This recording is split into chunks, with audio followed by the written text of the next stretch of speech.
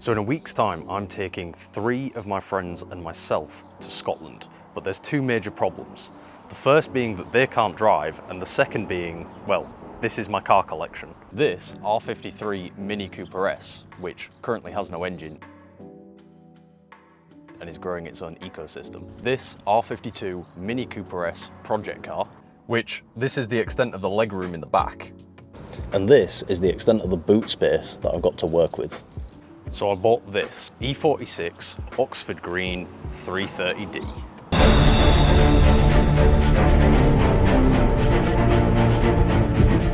Now while it is a little bit leggy, having done nearly 230,000 miles, it has electric M3 seats in the front, 3 seats in the rear with plenty of legroom and an abundance of boot space.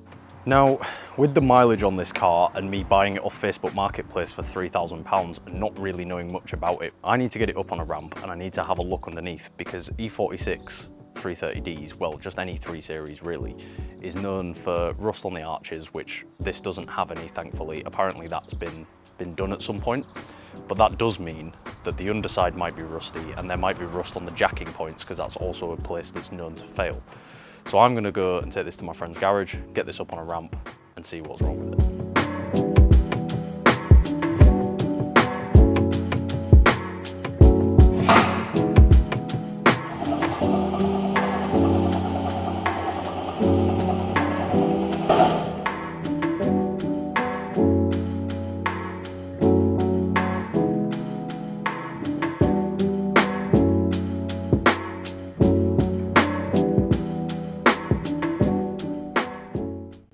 So the first thing we checked here were the wheels. We gave them a wiggle up and down, left and right, to check that the track rod end was okay and that there was no issues with the wheel bearing.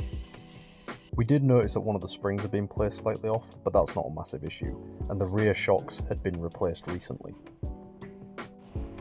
For some reason the previous owner's taken the bungs out of here, so you can actually feel the carpet underneath.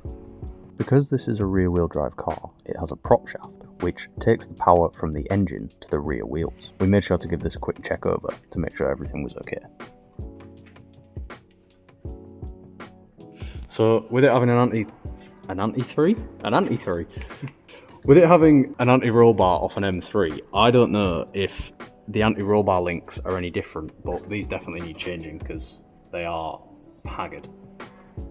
So there's a little bit of play in this driver's side wheel. But we've just noticed it has been polybushed, which is very nice. That means that they'll last a very long time. And the bumper is not original, it's a completely different colour. So it's maybe been banged in the bum at some point.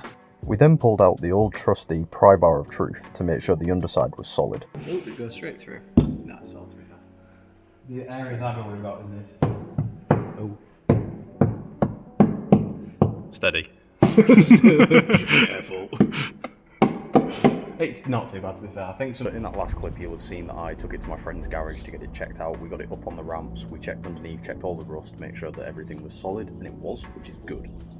Now, the anti-roll bar links definitely need changing. They're absolutely ruined. So that's what I'm going to do today. I'm going to get it jacked up, I'm going to get the anti-roll bar links changed, I'm going to do an oil service on it, so that it's ready for the 800-mile road trip that I'm about to take it on.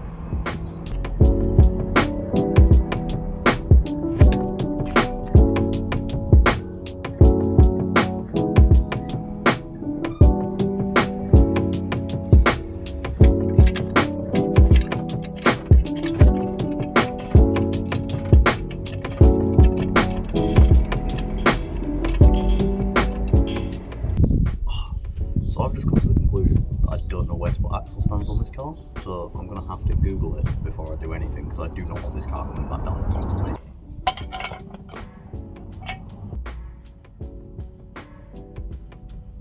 Okay, so the car's now jacked up on an axle stand, so I'm just going to get the wheels off so I can see those anti-roll bar links, and then determine if both of them need to come off or just the driver's side, because I've only looked at the driver's side. And then I'll pop the bonnet and do the oil change.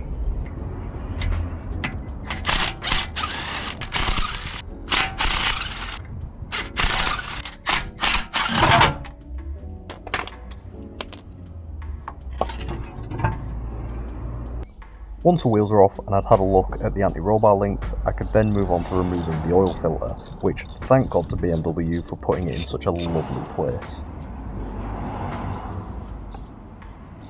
So underneath the car we have this tray that needs to come off, which is just a Phillips head. Okay, so I've got the flap open, and as you can see, the sump plug is just there. So I've got a massive ass bucket.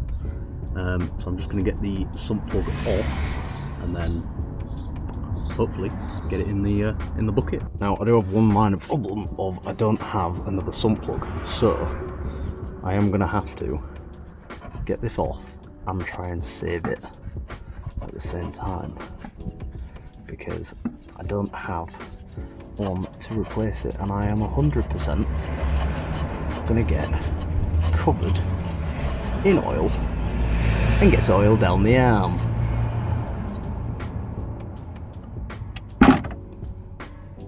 That didn't do too bad. Lovely! So I made a little bit of a cock up and I bought a pre-facelift oil filter, not a facelift oil filter, which this is a facelift. So I'm going to have to get a new one ordered tomorrow because it's Sunday today, and then I'll get that changed over and finish over the oil change. I just need to swap over the anti-roll bar links now because they need changing. Okay, so I'm currently just taking a wire brush and some WD-40 to the anti-roll bar link bolts just to kind of clean off the threads so that when I start unscrewing that bolt it doesn't get stuck. So when it comes to taking the nut off the anti-roll bar link, the ball joint itself likes to spin, and because I wasn't planning on keeping these anti-roll bar links, I could take a pair of maul grips, grab the back of the ball joint and then start loosening the nut.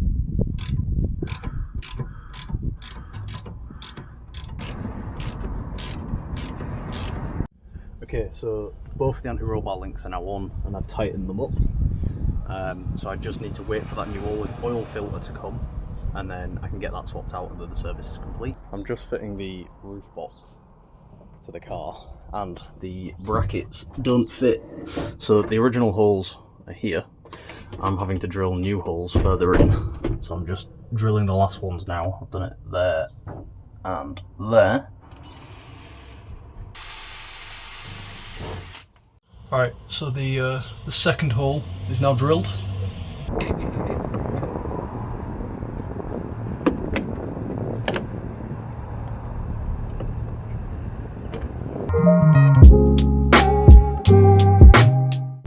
So the oil filter has now been fitted, the oil has been topped up, and the last thing I need to do before this car's ready to go to Scotland is just fit a new air filter.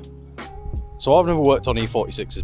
This is my first time trying to take the air filter out. Now, most air filters, you take a couple of clips out or a couple of screws and then you can replace it nice and easy.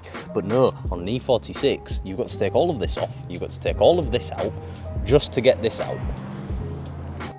Because I was absolutely determined to get this car running well for the Scotland road trip to ensure there was no issues, I went ahead and started removing all of the trim pieces that needed to come out, starting with the cabin filter holder.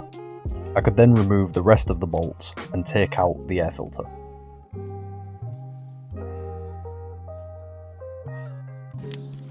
Okay, so that definitely needed changing. Just way more of a pain in the arse than I originally thought it was going to be. But we'll get the new one in, and then, to be fair, should see a bit more power out of it. It's over 9,000! And that is now the service complete. The air filter's been changed, the oil's been changed, we've replaced those anti-roll bar links. The car is now as ready as it will ever be to survive the trip to Scotland. Now, I'm going to take it for a little bit of a test drive, kind of see if those knocks and bangs and clicks and clunks have gone. See how it handles, see how it performs, see if it's running nicer now that we've replaced the air filter and changed the oil. And just give a little bit of a review of the car.